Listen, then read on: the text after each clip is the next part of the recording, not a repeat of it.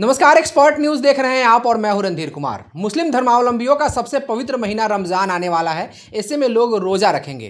रोजा के दौरान जो रोजेदार हैं उनके शरीर पर क्या प्रभाव पड़ता है, किस तरह से उनको सावधानियां रखनी चाहिए, इस संबंध में बातचीत करने के लिए इस वक्त हम हैं मोतिहारी के बेल्ही देवी मंदिर के समीप स्थित जीवन ज्योति हॉस्पिटल में और हमारे साथ में है जनरल फिजिशियन और बाल रोग विशेषज्ञ डॉक्टर फैजान खान। सर, बहुत बहुत स्वागत है आपका एक्सपर्ट न्यूज़ पे। बहुत बहुत धन्यवाद रणधीर जी, आपका और आपके न्यूज़ चैनल एक्सपर्ट न्यूज़ का। सर, रोजा की शुरुआत होने वाली है।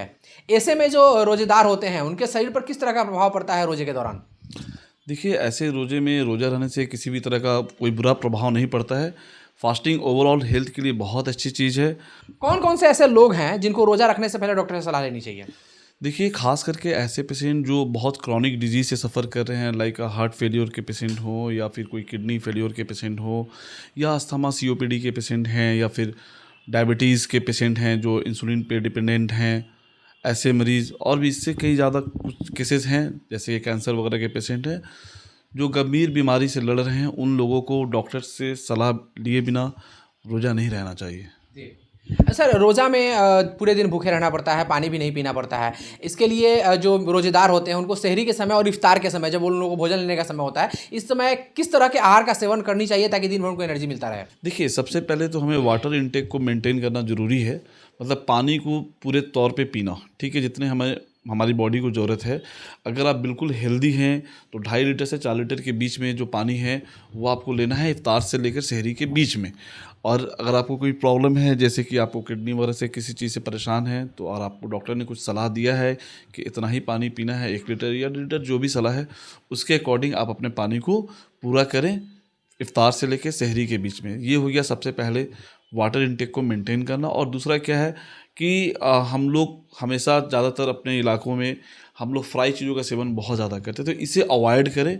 हम वहाँ पे ड्राई फ्रूट्स का सेवन करें, फ्रूट्स का सेवन करें और प्रोटीन को कंप्लीट मेंटेन करें। जितनी हमारी बॉडी को प्रोटीन की ज़रूरत है उतना प्रोटीन हम दें इफ्तारी से लेकर सेहरी के बीच में, जिसके लिए हम बॉयल्ड एग और ये ग्रिल चिकन वगैरह का इस्तेमाल कर सकते हैं ये फ्राई आइटम के खाने की जगह पर।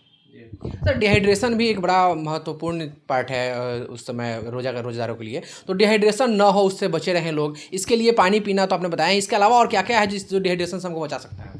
इसके लिए हम अवॉइड करें धूप की रोशनी में आने से, और जितनी ज़रूरत हो उसी के अकॉर्डिंग हम बाज़ार निकलें, ठीक है, और सन एक्सपोजर से हम बचें और अपने आप को एक कूल और नॉर्मल टेम्परेचर वाले एरिया में रखने का काम करें जब हम फास्टिंग करें। सर, आजकल शुगर की बीमारी, हार्ट की बीमारी, ऐसा कॉमन बीमारियाँ हो गई, अधिकतर लोगों को ऐसा हो रहा है। तो जो व्यक्ति हैं रोजेदार हैं, रोज़ा रखना चाहते हैं और वो अगर हार्ट या शुगर, ब्लड शुगर की बीमारी से पीड़ित हैं, तो किस तरह से सुरक्षित उपवास रख सकते हैं?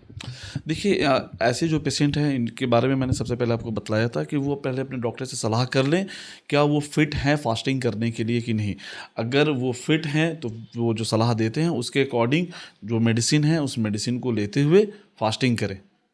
अगर कोई व्यक्ति है जिसने रोज़ा रख रखा है और उसको अगर चक्कर आ रहा है, इस तरह का कुछ सिम्टम्स दिखता है, तो सबसे पहले उन्हें क्या करना चाहिए? हाँ, देखिए, इस्लामिक जो रूल रेगुलेशन है उसके तहत अगर ऐसा कुछ आपको प्रॉब्लम हो रहा है तो आप इमीडिएट अपने फास्टिंग को ब्रेक कर सकते हैं, अपने रोज़ा को उस समय आप तोड़ सकते हैं।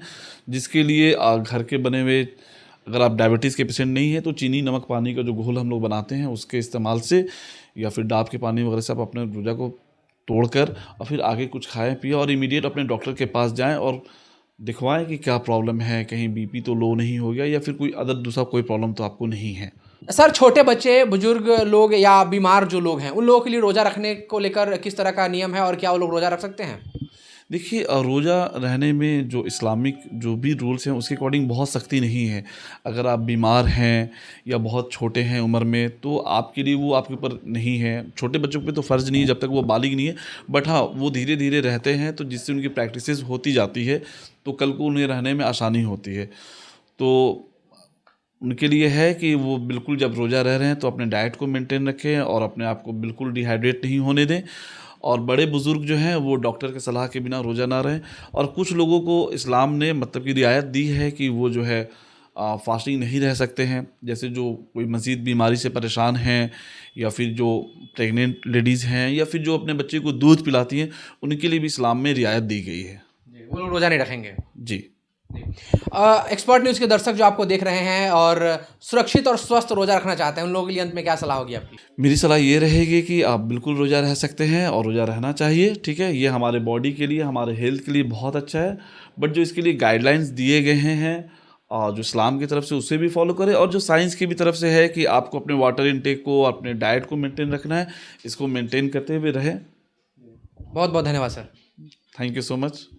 तो जनरल फिजिशियन एंड बाल रोग विशेषज्ञ डॉक्टर फैजान खान सर थे इस वक्त हमारे साथ में। अभी के लिए फिलहाल इतना ही। आप बने रहिए हमारे साथ और देखते रहिए एक्सपर्ट न्यूज़, आपकी आवाज़। नमस्कार।